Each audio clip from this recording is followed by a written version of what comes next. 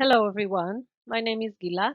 I'm researching moral exclusion in intergroup conflict under the supervision of Dr. Keren Sharvit at the University of Haifa, Israel. This research presents findings and insights from my PhD regarding the contribution of moral exclusion, dehumanization, and delegitimization to support for collective punishment in intergroup conflict, in our case, the Israeli-Palestinian conflict. The context of violent intergroup conflict is characterized by mutual intergroup violence, harming of outgroup members, and depriving them of rights and opportunities, and even supporting acts of collective punishment against the outgroup.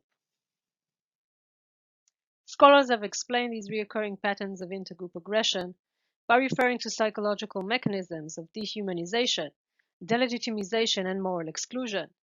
These concepts are related, but unique. Since other scholars have researched the first two mechanisms empirically, I will discuss moral exclusion more elaborately because it received less empirical attention. Dehumanization is the most researched of the three concepts.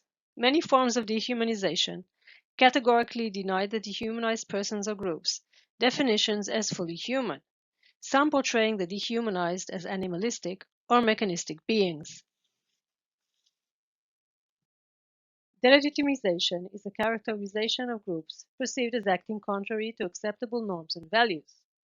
In the context of a conflict, the delegitimized outgroup is blamed for the eruption and continuation of the conflict. Moral exclusion is a categorization process that occurs when individuals or groups are perceived as outside the boundary in which moral values, rules, and considerations of fairness apply. The excluded group is categorized as unentitled to moral consideration and fair treatment. Our research is one of few to address the concept of moral exclusion empirically, and is the first to present a scale that enables moral categorization of outgroup members as a function of their perceived moral deservingness. Dehumanization and delegitimization refer to negative characteristics and behaviors attributed to the outgroup. Moral exclusion refers to the appropriate behavior towards others. Extreme dehumanization and delegitimization can justify moral exclusion of rival outgroup members and enable aggression toward them. Therefore, dehumanization and delegitimization may serve as antecedents of moral exclusion. Since moral exclusion had not been researched empirically in the context of intergroup conflict, there was a need to adapt a tool that could measure moral exclusion of outgroup members. We used the moral circles model and adapted the moral expansion scale to measure moral exclusion. It consists of 4 ranks of moral concern and obligation towards others. At the first rank, the inner circle, is the highest degree of moral consideration and commitment. People usually place their family members and close friends at this rank. At the outer circle, there is less concern and lower levels of personal commitment. At the fringes of concern, personal obligation for the well-being of others is greatly diminished. Finally, outside the moral boundary, we place others that don't deserve moral consideration and concern at all. This is the moral exclusion rank. In all of our studies, participants received the moral circles model and description as shown, and a list of entities of in-group and out-group members. They had to rate the degree of moral concern towards the entities, ranging from 1 inner circle to 4 outside the moral boundary. These are the entities used in all of our studies. They are relevant to the Israeli-Palestinian conflict from the perspective of Israeli Jews. The entities consist of in-group members, rival out-group militants, and civilians, and the Arab minority in Israel. In our studies, we focus on moral exclusion of civilian rival out-group members, specifically in this case, Palestinian civilians from Gaza and the West Bank.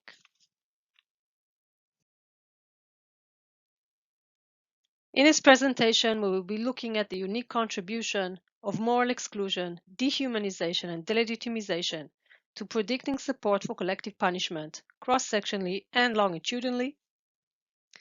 We will be looking at the effect of high conflict intensity on dehumanization, delegitimization, and moral exclusion, and we will be assessing moral exclusion's role as a mediator between dehumanization, delegitimization, and support for collective punishment. Study 1 was administered to an Israeli Jewish sample, as all other studies. Participants responded to the following scales: moral exclusion scale as presented before, 2 measures of dehumanization of Palestinians. The first one, adapted from Haslam, refers to positive and negative traits, and the second, by Knightley and colleagues, uses a visual representation of the stages of human evolution. The next scale was delegitimization of Palestinians, developed by Bartal. We also included a measure of the related concept of moral disengagement, which I will not elaborate on in this talk. The outcome variable was support for collective punishment that included 10 items concerning economic sanctions and denial of rights and opportunities from Palestinians in Gaza Strip following a missile attack on Israel from Gaza Strip. Here we can see the correlations between moral exclusion, dehumanization, and delegitimization. As we can see, the correlation between dehumanization negative traits and delegitimization is strong, but the correlations to moral exclusion are moderate, indicating the variables are related but not identical. Dehumanization negative traits also has the strongest correlation to support for collective punishment, followed by delegitimization and moral exclusion. In order to assess the unique contribution of the related concepts to predicting the outcome, we regressed collective punishment on the predictors. In this graph, we can see the regression coefficients and their confidence intervals.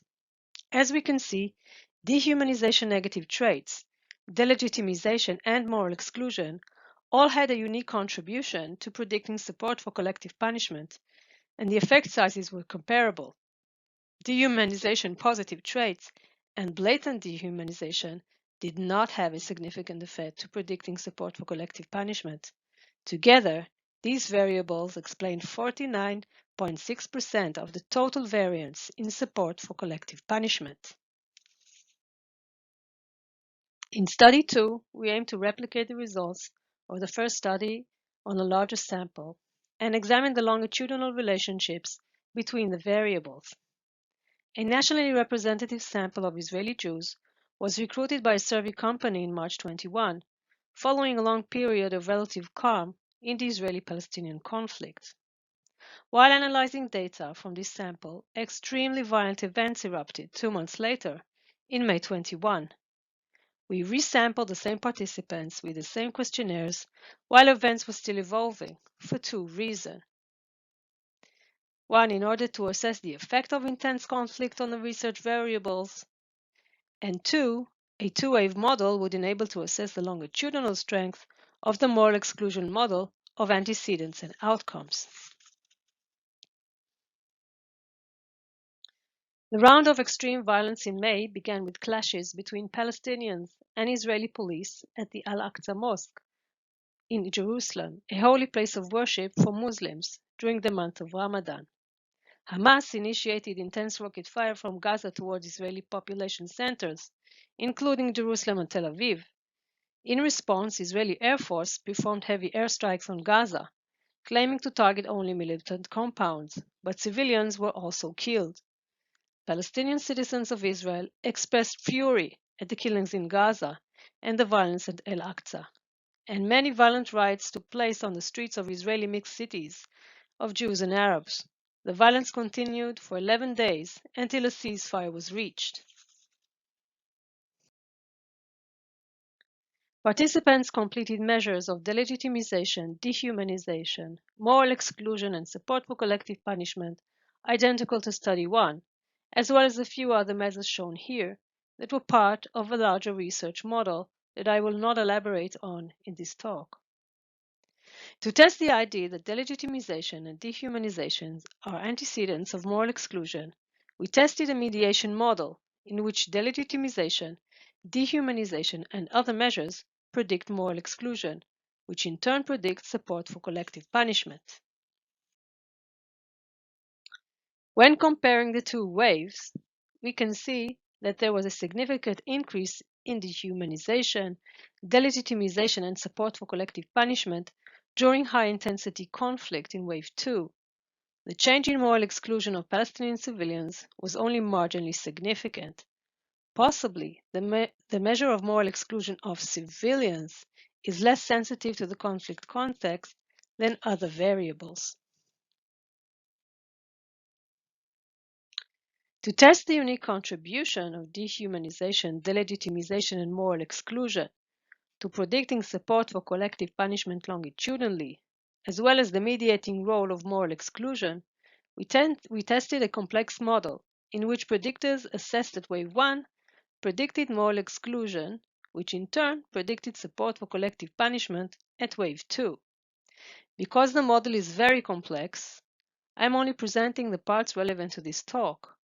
As you can see, delegitimization, dehumanization negative traits, and moral exclusion all predicted support for collective punishment longitudinally.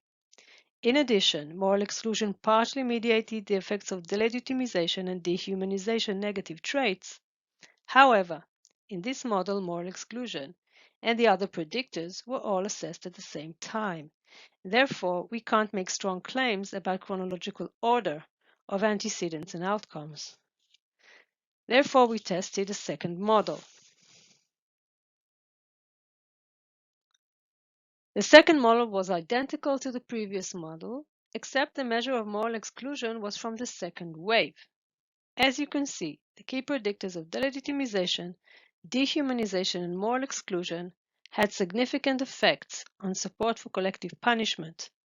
Furthermore, dehumanization and delegitimization are longitudinal predictors of moral exclusion, which mediates their effects on support for collective punishment.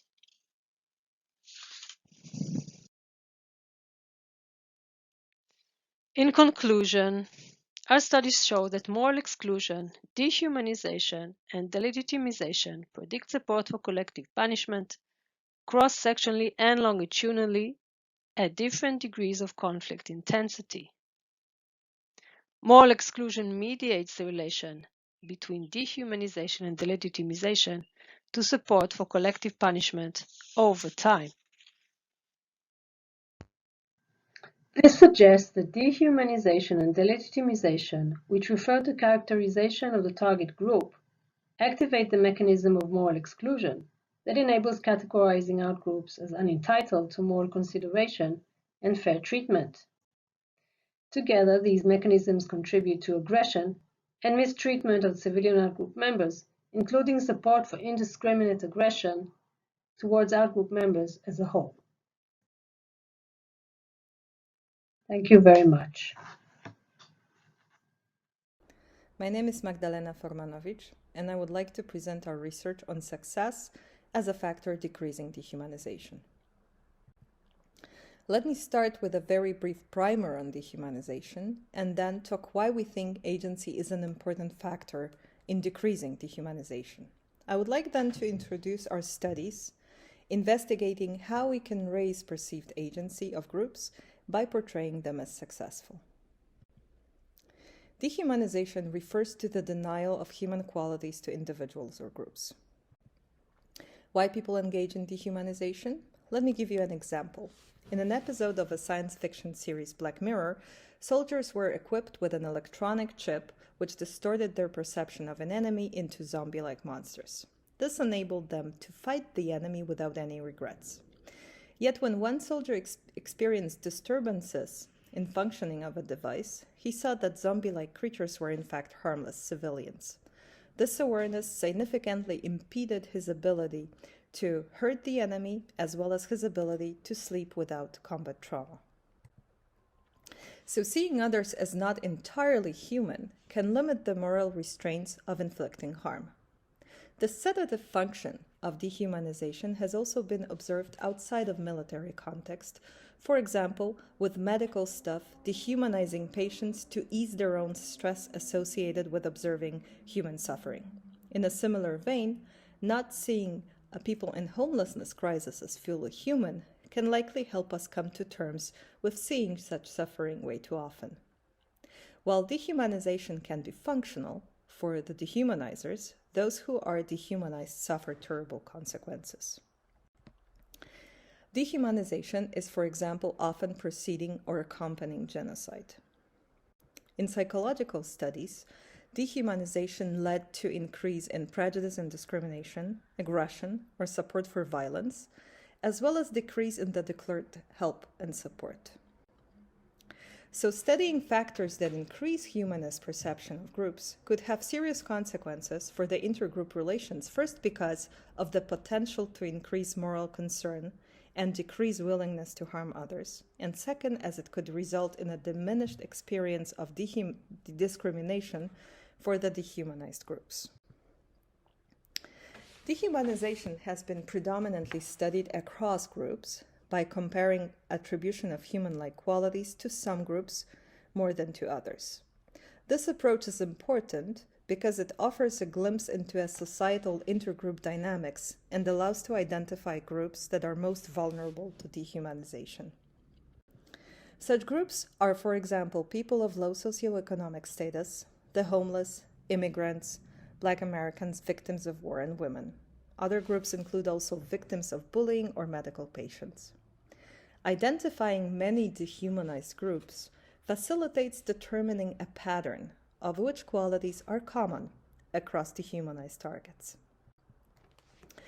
Multiple groups that are dehumanized in experimental or real-life settings have limited autonomy or ability to exercise agency through their limited political or economic rights, and accordingly, one of such underlying factors contributing to dehumanization is diminished agency or goal orientation. Specifically, economic or political disadvantage limits the range of choice people have, related to basic life conditions such as housing, education, and medical options. It is this limited agency that can contribute to groups being perceived as less human, suggesting that seeing others as lower in agency likely mediates the link between social disadvantage and dehumanization. Why agency can contribute to dehumanization? First of all, humanness and agency are likely to be seen as positive concepts, and it is the first reason why they may be related, because positively evaluated concepts share positive valence, and therefore their correlation can be partially driven by the shared valence component.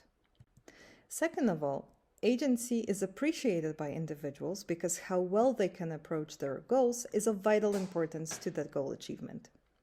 An internalized sense that one is capable of an efficient action can result in higher self-esteem and psychological well-being. The high self-efficacy may in turn feed positively to outcomes, for example in education, health, or work. Altogether, driven by their self-interest, individuals value their own agency. We not only pay attention to our own agency, but also to the agency of others, because agentic people may most effectively influence our own goal-oriented actions. So both the value we attach to our own agency, as well as to agency of others, is likely why agentic individuals are also respected. Both feeling agentic, as well as being seen as one, are generally of positive value to individuals' functioning, as well as to the way they are perceived in interpersonal relations. Social perception is generally governed by the same organizational principles applying to individuals, other people, but also to groups. Especially in-groups are assigned higher agency than out-groups, in a similar vein that in-group is used as a benchmark for humanist judgments, suggesting a link between agency and humanist ascriptions. Increased ascriptions of agency, however, can also contribute to the positive evaluation of other groups, as evidenced by a recent study of Martinez and colleagues. Participants reading stories about highly agentic groups evaluated these groups positively, regardless of prejudice toward those groups.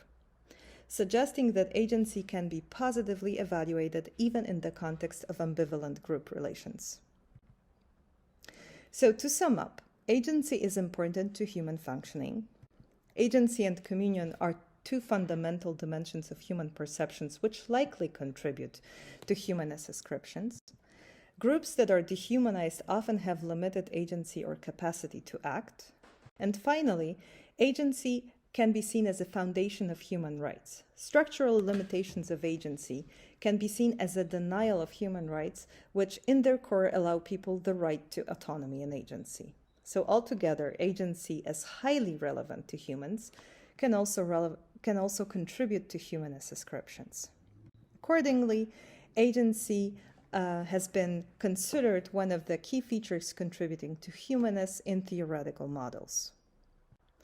Isolating factors contributing to humanization in general offers a possibility to study dehumanization also at the within group level, that is, examining whether evaluation of the very same group that is generally dehumanized varies as a function of group's agency.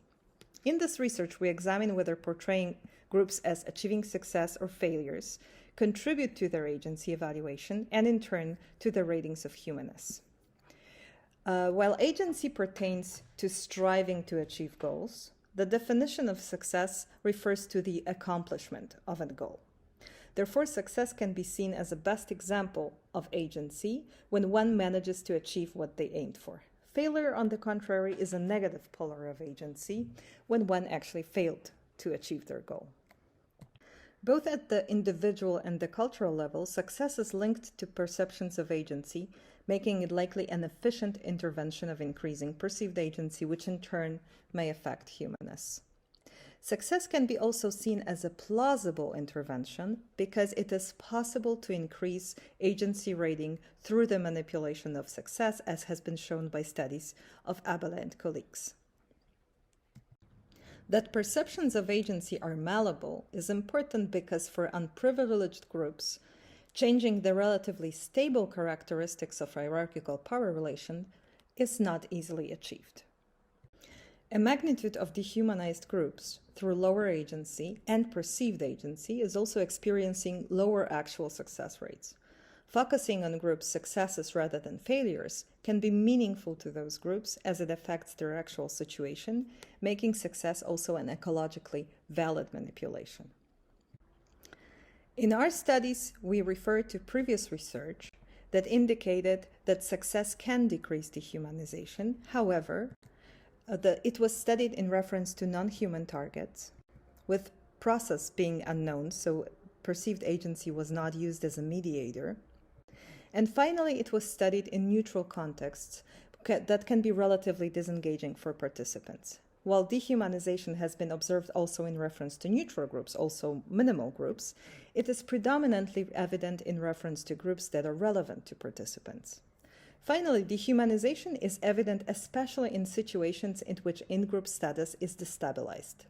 This indicates that dehumanization ratings conducted in a neutral and threatening context can vary. In positive contexts, the increased agency can be actually seen as something positive and accordingly contribute to humanist ratings. In ambivalent or negative contexts, agency can indicate a possibility to harm others and so be relevant for humanist ascriptions. We conducted 7 studies that tested these relationships. The first study was an initial test of the presented hypotheses.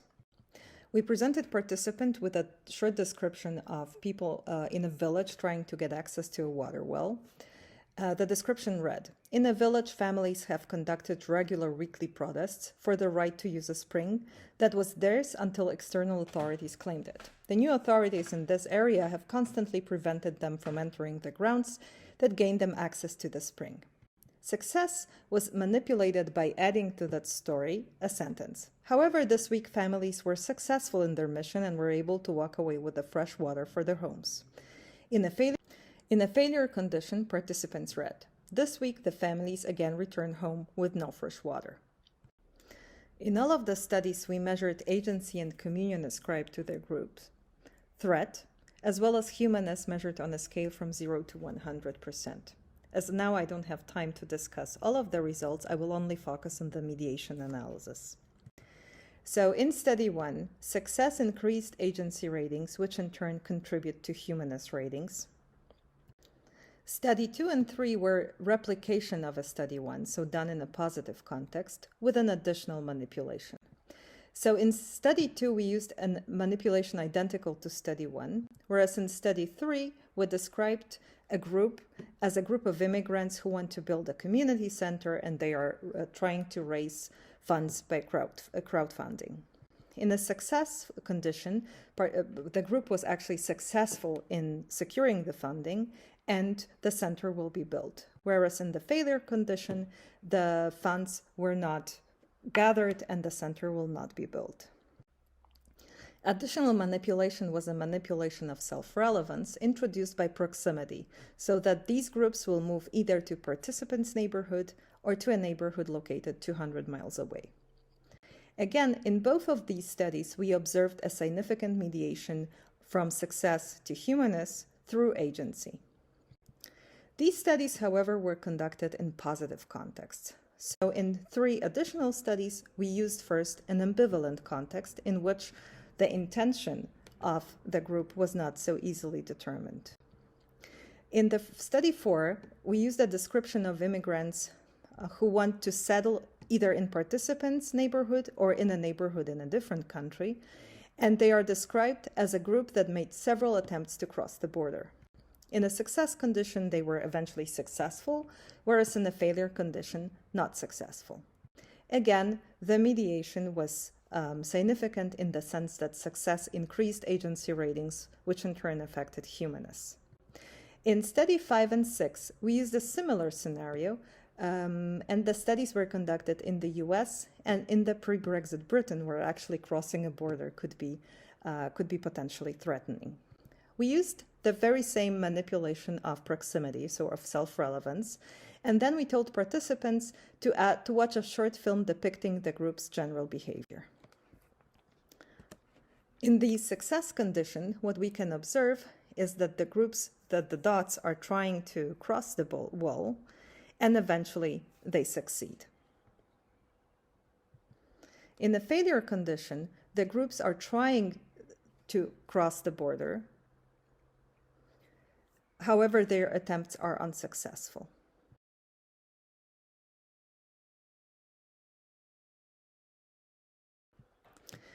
In both of these studies, we observe the very same mediation path.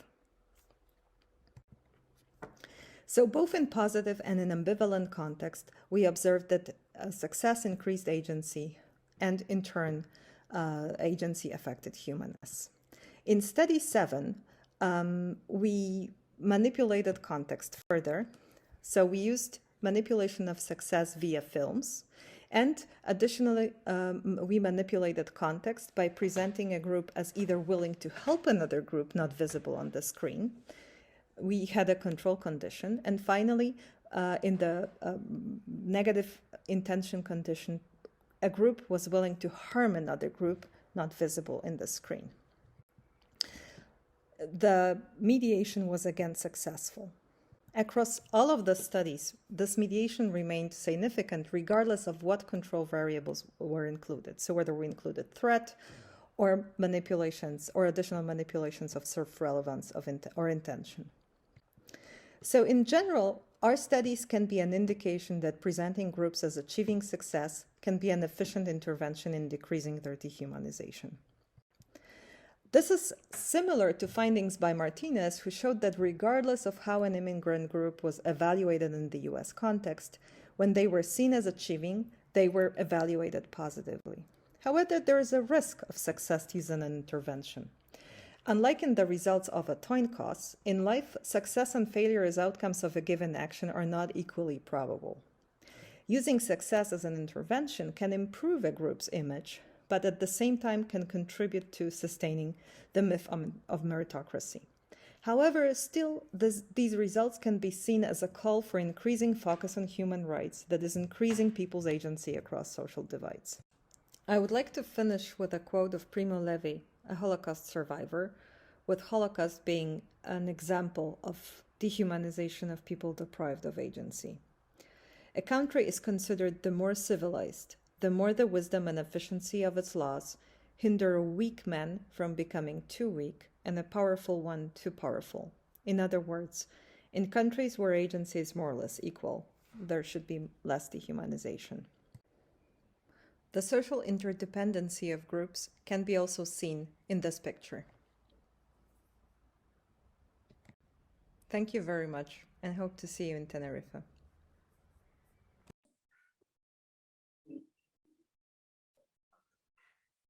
Hi everyone, my name is Esra Hatice Oğuz Taşbaş and I'm from İstanbul 29 Mayıs University. The title of my presentation is Dehumanization in a Minimal Group Context, Group Size Matters. This work is in collaboration with Esra Yalçın, who is not going to be here with us today. So, as we know, group size matters in so many contexts. Conformity, for example, by definition is associated with majority groups. Group size is one of the most critical variables that influence conformity behavior. Another example is decision-making. The success of the group decision-making process is also affected by the group size. And of course, discrimination. Although the discrimination literature provides contradictory findings, meaning that whether minority members discriminate more than majority group members or vice versa, it is well established that group size matters one way or the other. In arbitrary groups, majority group members tend to show in-group bias more than minority group members. However, some other researchers like Leonardegli and Brewer showed quite the opposite. But what about dehumanization then? How does group size influence the dehumanization of outgroups? Maybe before that, we should ask the question to ourselves, why is group size important? Why should we take group size into account? Because group size is relative, first of all. By that, I mean, you can be a member of a minority group in one context, and you can be a member of a majority group in the other context with the same, exactly with the same group identity, like race or sexual orientation. Plus, most of the dehumanized groups are minorities, like immigrants, drug addicts, LGBTQ people.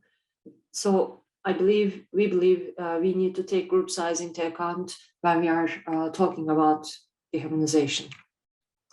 But how to study group size without the effect of group-specific features? For instance, dehumanization of Black people versus dehumanization of LGBTQ people might have different dynamics, but they are both minority groups. So the question is how to study the common ground in minorities and majorities. And here comes the answer, minimal groups. Minimal group paradigm, as you might know, enables us to create social categories. One of the well-established findings in minimal group research is in-group bias occurs by mere categorization. However, not much research done so far on dehumanization in minimal groups, except for Simon and Gatzel 2019 study. These researchers investigated dehumanization in arbitrary groups rather than powerful social groups such as age or gender, and they show that people infrahumanize minimal outgroups as they do for real inherited outgroups. So in this study, we aim to replicate and extend Simon and Gatzel outgroup infrahumanization findings. We seek to understand dehumanization in two dimensions of humanness, which are human uniqueness and human nature, and also infrahumanization as well. We chose to use minimal group paradigm as it let us gain a clear understanding of the influence of group size without common history, without strong emotions attached to the group identities. To test the effects of group membership, to to test if people differentiate between in-group and out-group dehumanization, we ran this study. In line with these purposes, we recruited 93 undergrad students. First, for minimal grouping, we used Ratner and Amodio numerical estimation style test. We presented clusters of dots, followed by a number estimation question in each trial. At the end of the first part of the experiment, the participants were acknowledged randomly as she's an overestimator or underestimator, plus if she or he is a member of the minority group or the majority group. After that, they were asked to evaluate both their in-group and their out-group in dehumanization traits. Then they were asked to choose emotions for their in-groups and also for their out-groups. Finally, they answered identification and some demographic questions. We used Haslam's two-dimensional humanist traits for dehumanization measurement. Participants rated traits in 4 categories that are positive human uniqueness traits, negative human uniqueness traits, and positive human nature traits, negative human nature traits. The emotion attribution task included primary and secondary emotions, as you already might know. And the results. The analysis showed the significant interaction of group and emotion. So participants attributed more emotions to their in-group than their out-group. Also, participants attributed more secondary emotions to their majority in-group than their minority out-group. When we look at the minority group, this was not the case for them. Participants, yes, again, they attributed more emotions to their in-group, but they did not differentiate between primary and secondary emotions when they attributed emotions to their minority in-group and majority out-group. And this was the infrahumanization findings. When we look at the dehumanization findings, to assess the effect of valence, group, and dimension of humanness on trait attribution, we conducted a 2x2x2 repeated measures ANOVA. Group has 2 levels, in-group and out-group. Valence has 2 levels, positive and negative, and human dimensions of humanness have 2 levels, human uniqueness and human nature. So we found a group effect, a main effect, and valence and group interaction, which implies an in-group bias, which was not surprising, but we also found that humanist traits, valence and group interaction. This interaction revealed that positive human uniqueness traits were attributed to the in-group more than negative human uniqueness traits. But this was not the case for human nature traits, or this was not the case for the out-group. When we tested the group size hypothesis, whether group size creates any difference or not, we found that the participants who received the information that they were a member of the majority group attributed more positive human uniqueness traits than negative human uniqueness traits to their in-group. And again, this was not the case for human nature traits and for the out-group as well. When we look at the minority group, again, it's in line with the infrahumanization findings. The minority in-group is still perceived as more positively than the majority out-group. This is consistent, but the majority, but the humanness and human nature traits did not differ significantly for them as it was in the majority group. A somewhat unexpected result emerged as well. We used Turkish translations for the labels of overestimator and underestimator. We didn't anticipate, of course, finding any difference between these 2 groups, as these 2 groups were both artificial tags. The participants didn't have any idea about them. However, it seems like for Turkish participants, somehow being an overestimator and being an underestimator meant different things. As you see, they evaluated overestimator in group and underestimator in group differently.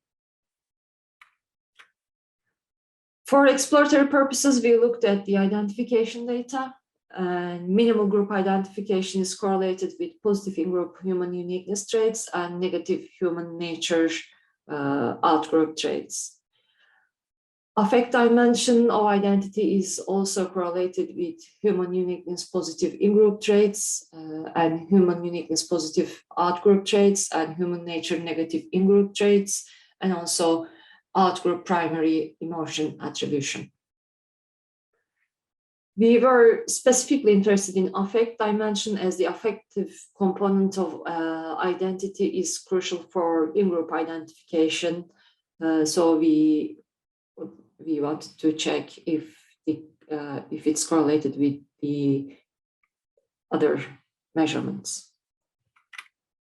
To conclude, we found that minimal outgroups are evaluated as less human than minimal in-groups in terms of both dehumanization measurements and infrahumanization measurements. Group size seems like matters when the outgroup is a minority group. People attribute more secondary emotions, but not when the outgroup is the majority. Also, because we use Turkish translations of minimal group names, because the participants were Turkish-speaking students, these two names might have different implications for this specific culture. Also, recent studies show that different minimal group names might point to different information about groups. That is why in the second study, we will use the aesthetic preference paradigm instead of the dot estimation task. Because we will use painters' names, hopefully translation problem will be solved. We also plan to run a third study and manipulate not only group size in terms of numbers, but we'll also take status differences into account. I guess this is it. Thank you very much for listening. Once again, this project is going on in collaboration with Esra Hatice. Thank you.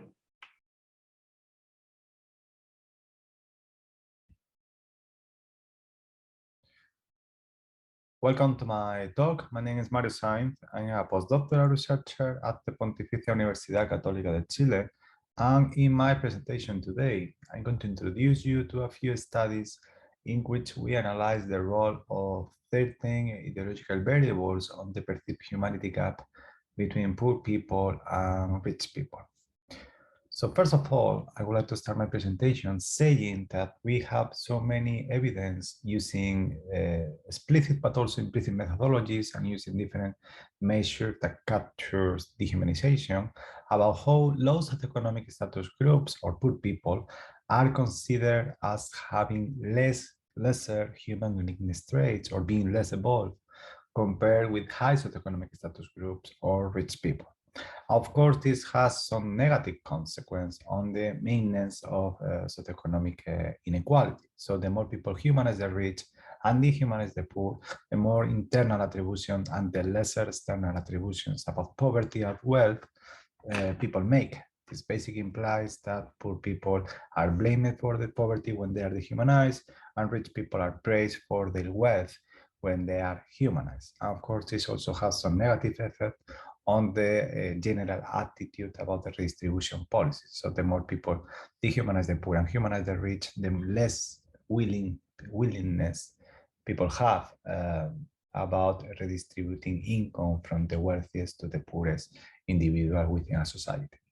So we know that there is a humanity gap, and we know that this has some really negative consequence on the maintenance of socioeconomic inequality. However, less is known about the variables that might be triggering this perceived humanity gap. On this matter, we have focused on a previous project on analyzing how the perceived level of economic inequality might be triggering this perceived humanity gap. But we also are aware that the dehumanization processes or the reasons behind the dehumanization tendencies are usually motivated. So we did a second project in which we analyzed the extent to which hierarchy enhancing variables or ideologies might be playing a role on this perceived humanity gap, and again, on this process that allow to justify such economic difference within our society. So we carry out this project in order to see the role as antecedents or the role as a cause of this hierarchy, high endorsement or low endorsement of these hierarchy enhancing ideologies on the previous model that we test. And to do so, we focus on certain ideological point of view that has been addressed in previous research, such for instance, in group dominance, system justification, or political ideology, but also in new processes that has been start to develop in recent years, such for instance, the tolerance to economic inequality or the ambivalent classism attitude. So to test this idea of these variables predicting the model that we already know based on my own previous studies, we did a few correlational studies and a few experimental ones. At the very beginning, we did a very simple correlational study in which we asked participants to rate the humanity of rich people and poor people, and we create an index called the humanity gap. And we also measure several ideological point of view. Here in my presentation today, I'm going to focus just in group dominance, system justification, and hostile classism, which is basically an explicit and derogative attitudes about the poor. I'm going to focus just in this one because these are the ones that has a more consistent and stronger relationship with our humanity gap. And what we found here in this correlational study is that higher endorsement of group dominance, system justification, and hostile classism was positively related with a wider humanity gap. So the people who score higher on this ideological point of view or these attitudinal variables, of course, perceive that the poor are less human compared with the rich one, with the rich groups. And once we did this study, we decided to do a second study in which we wanted to test the whole model of the relationship between the variables. So we include the attributional processes by measuring internal and external attribution about poverty and wealth. We again create this index of blaming the poor for the poverty and praising the rich for their wealthiness.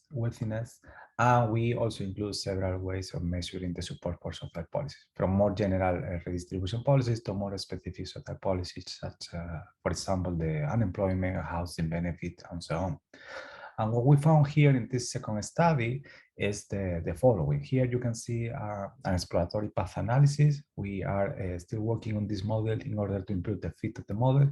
But mainly what we can see here is that the group dominance, system justification, and hostile classism predict a wider humanity gap. The humanity gap predict the attributional processes, and then these attributional processes predict the support for social policies. This is in general terms what we can see here. We lose the connection between the humanity gap and the blaming the poor index. And this is strange for us because this was a very stable link that we have found in previous correlation and experimental studies. But here it might be possible that due to the reason that there are some covariance between the attributional process and some of the independent variables, it might be possible that we lose this effect because of that. But once we test the whole model with correlational data, we wanted to move forward and to test the same idea, but in an experimental way. So we basically carry out 3 different experimental studies. One first study manipulating the level, the group dominance variable, a second one manipulating system justification, and a third one manipulating the hostile classism attitude. Manipulating ideological point of view in the lab is something really difficult. There are several approaches that, for instance, use priming task and other procedures. But here in our study, we wanted to use a different approach. So we use the Pimbola paradigm, which is an experimental paradigm that Yolanda Yeten or Angel Sanchez Rodriguez used to manipulate economic inequality or the perceived status of the participant. And we as participants, we use this procedure, this paradigm, and we adapt it to our study. So we ask participants to think that they will be starting a new life in a new society. And within this society, we asked them, or we told them, that they will have a specific mindset, a specific way of thinking, a specific way of understanding social relationship. And they were presented with a short scenario, as a few sentences that basically, in a very general way, describe the way they are supposed to think within this society. To create this scenario, these sentences, of course, we use the original items of the group dominance, system justification, and hostile classicing attitudes. So we have, of course, 6 short scenarios for each of the experimental conditions of each study. After that, after reading this scenario, participants were asked to rate the same measure as in the study 2, but in this case, of course, thinking or doing the exercise of reporting the answering this scale based on the experimental conditions that they were assigned to. And at the very end of the study, of course, we asked participants to report the real ideological point of view, and we use this as a control variable. What we found here in this study is the following.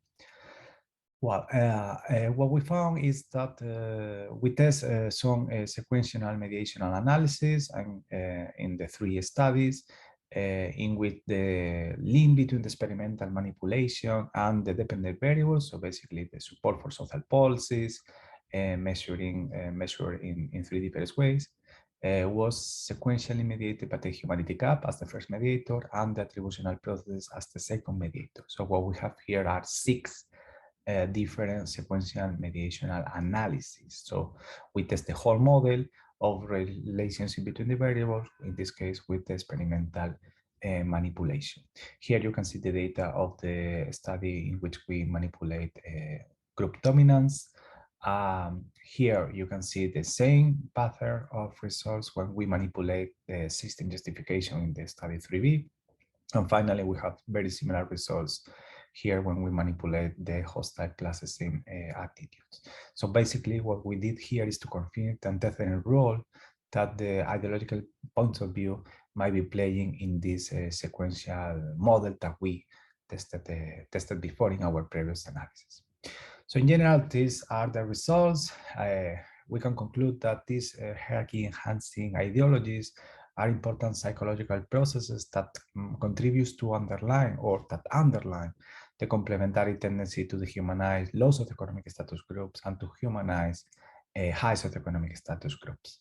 We noticed as well that the humanity gap was more strongly related to the tendency to dehumanize the poor than the tendency to hyperhumanize the rich.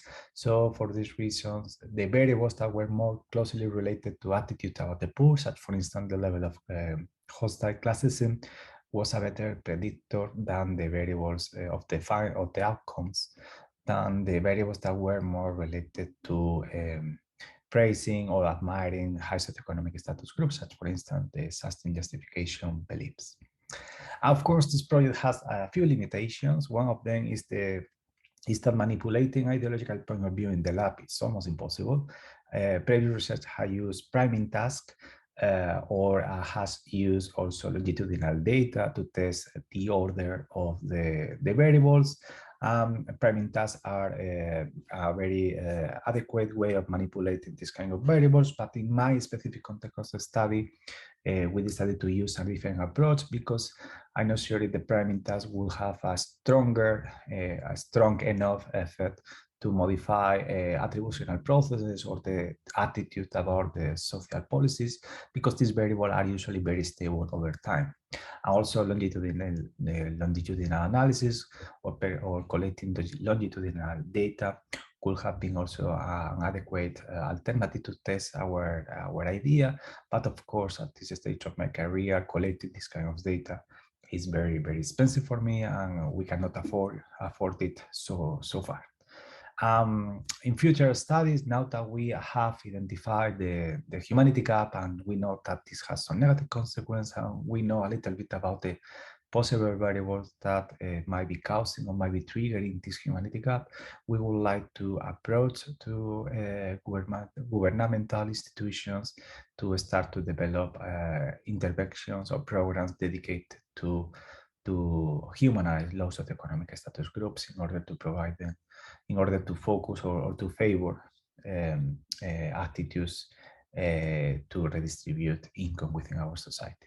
And in conclusion, we can say that confronting these hierarchy enhancing ideologies, this widespread tendency to perceive social hierarchies as a legitimate or as a natural order that lastly reflect difference in humanity, seems to be really important if we want to address this tendency to dehumanize the poor, and if we want to have a population in favor of conducting social policies or supporting social policies to reduce the suffering of those who has less. And this is my presentation. I hope you have liked it. Here you have my Twitter account. And in case if you have any question, I will be more than glad to answer any question in the meeting.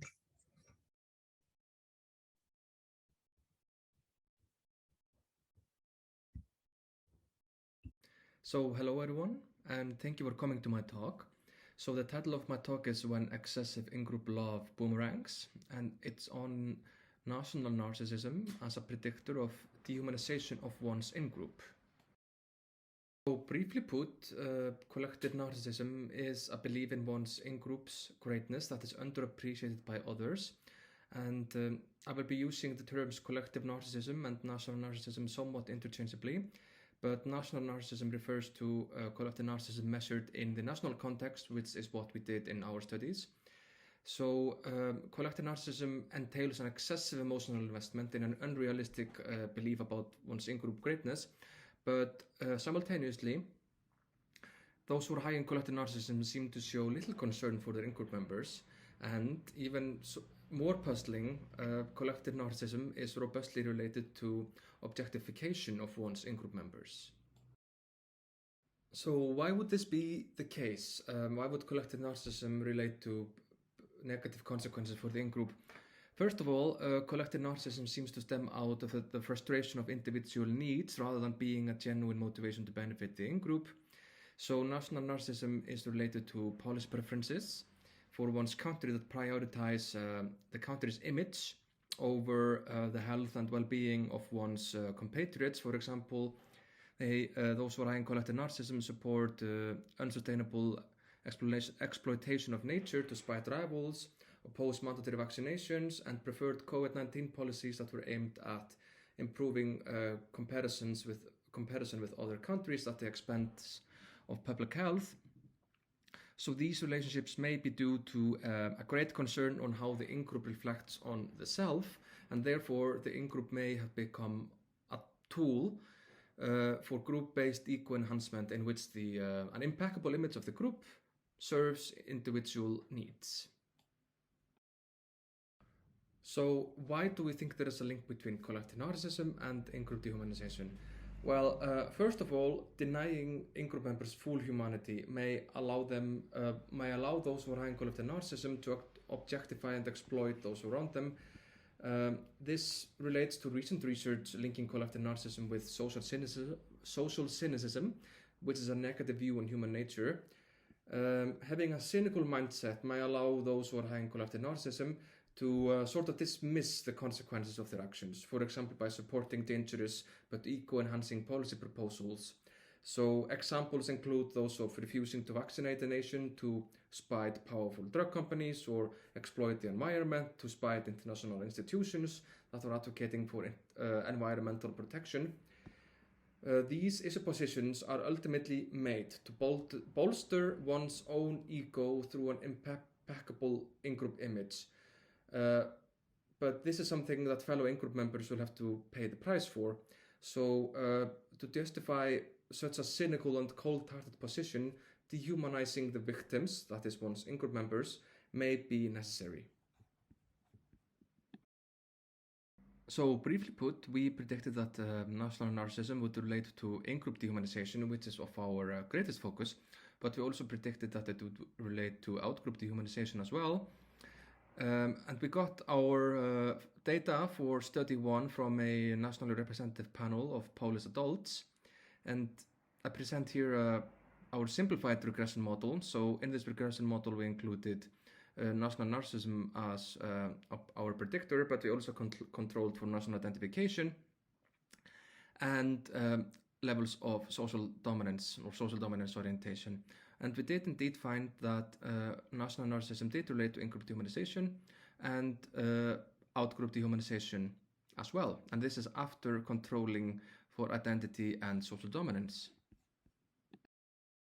And our second study comes from a sample of British University students.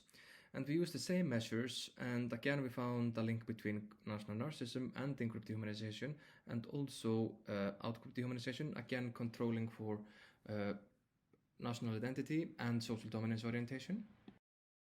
So after consistently finding this pattern across 2 studies that national narcissism did predict in-group dehumanization, we wanted to further probe into what might explain these relationships. So we dug back into the literature on collective narcissism, and indeed collective narcissism is, because it is a sort of a defensive belief, it's linked to a conviction that others do not appreciate the group enough. So it's a sort of a siege mentality that the world is against you. And indeed, collective narcissism relates to the feeling that everyone is out to get you and that others are hostile towards your group.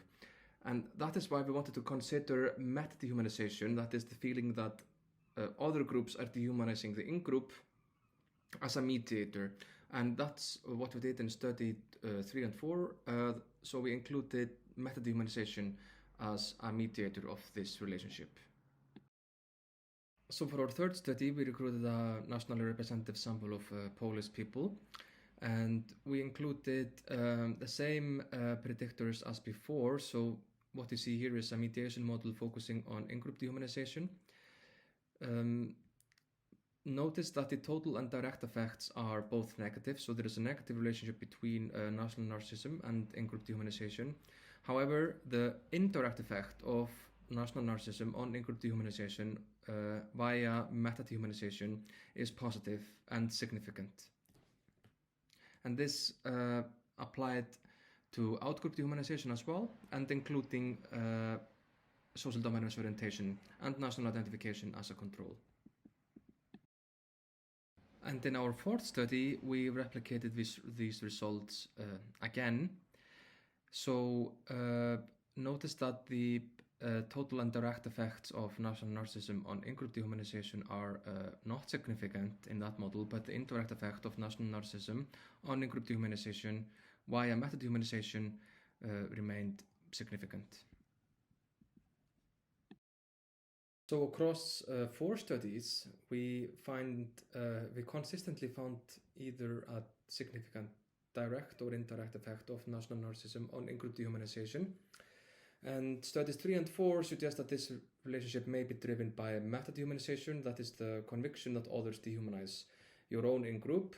And in this, it could be said that collective narcissism, which in essence is an excessive form of in-group love, turns into in-group negativity. So one could say that this is a case of when in-group love boomerangs, perhaps due to a conviction that others hate the group. And importantly, dehumanization of the in-group and also a meta-perception of others dehumanizing the group may be important mediators of variables that measure exploitation that other studies have found relate to collective narcissism. So using these sort of justifications may allow those who are in collective narcissism to use the in-group as for concrete personal benefits or self-enhancement, personal self-enhancement via positive in-group comparisons by supporting dangerous policies that are aimed to boost the in-group's image.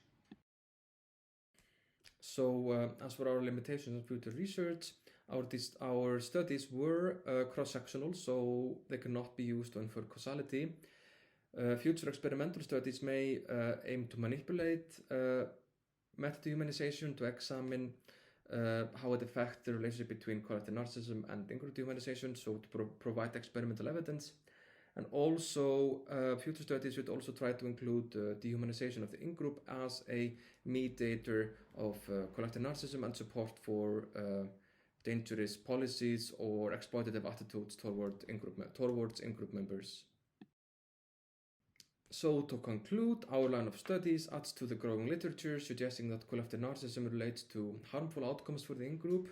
So here we found it to relate to in-group dehumanization, which was a relationship that seemed to be driven by meta-perceptions of other groups dehumanizing your in-group. So dehumanizing your in-group may allow those who are high in collective narcissism to exploit and use the group as a source of group-based ego enhancement. So it could be said in conclusion that excessive in-group love, which collective narcissism is, can boomerang and manifest as in-group negativity. So that's all for me. I'm looking forward to meeting you all in Tenerife and hope you enjoyed the talk.